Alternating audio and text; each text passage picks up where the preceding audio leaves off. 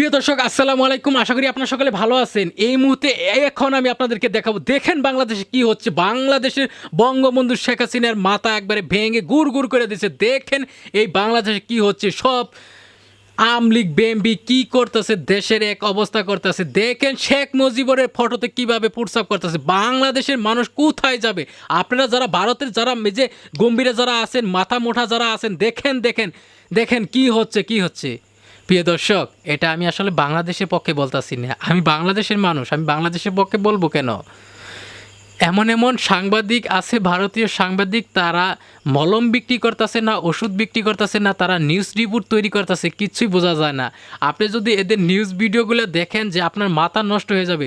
দেখেন একটা news reporter যদি এইভাবে নিউজ রিপোর্ট করে মানুষের কাছে যদি সেটা প্রদর্শন করে, তাহলে এটা কেমন দেখা যায়? কয়েকদিন যাবৎ দেখতেছি যে একটা চ্যানেল আছে, ভারতীয় কিছু গণমাধ্যম বা ইউটিউব চ্যানেল কন, ফেসবুক পেজ কন, যেটাই কন কিনা যায়, ভারতের কিছু মিডিয়ার সাংবাদিক যারা আছে তারা হয়তো পাগল হয়ে গেছে। তারা ফুটপাতে যেমন করে মানুষ মলম বেচে, এইরকম হয়ে গেছে। সাংবাদিকেরা তথ্য মত্ত সব কিছু এক কইরা তারা সুন্দরভাবে উপস্থাপন করে মানুষকে বোঝাবে, তাদের কাছ থেকে মানুষ আসল তথ্য জানবে, বুঝবে, দেখবে।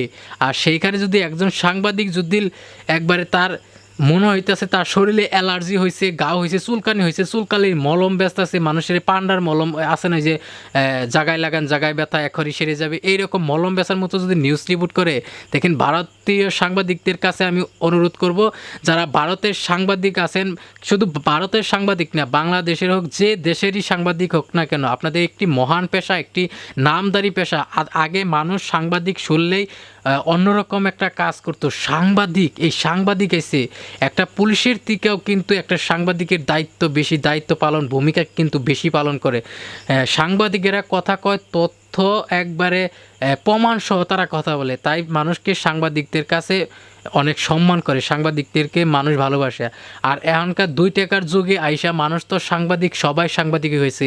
একটা মাইক্রোফোন আর একটা ক্যামেরা থাকলে আপনি সাংবাদিক হয়ে যাইতে পারবেন। প্রিয় দর্শক, আর 10 টাকা 50 টাকা লাগে একটা ব্যাচ লাগাইয়া প্রেস সাংবাদিক। আপনারা দেখতে পারবেন যে ফেসবুকে, ইউটিউবে অনেক সাংবাদিক বাইরে গেছে, ঘরে ঘরে সাংবাদিক। পারভিন সাংবাদিক, দেলোয়ার সাংবাদিক, অমক TV, Dhanbari TV, Madhupur TV, Tangail TV, গাঙ্গাল TV, Padma TV, my TV, I TV, K TV, B TV, C TV, M TV, টিকি।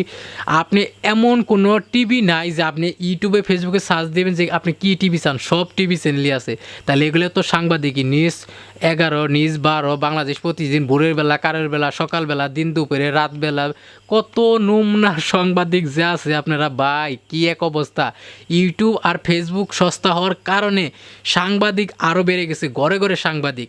একটা 1500 টাকা দিয়ে একটা মাইক্রোফোন কিনবেন, আর একটা আপাতত 5-10 হাজার টাকা ঋণ করে, গরু বেচা, মুরগি বেচা, চুরি করে একটা ক্যামেরা কিনবেন, আর আপনি ছুটবেন, আপনি সাংবাদিক। চাইয়া প্রশ্ন করবেন, ভাই কেমন আছেন, ভাই কেমন হচ্ছে, মানে সাংবাদিক। নাই কোনো শিক্ষাগত যোগ্যতা, নাই কোনো তথ্য উপাত্ত ঠিক করা, নাই কোনো একটা বিষয় যে তুলে ধরবো মানুষের কাছে। আগে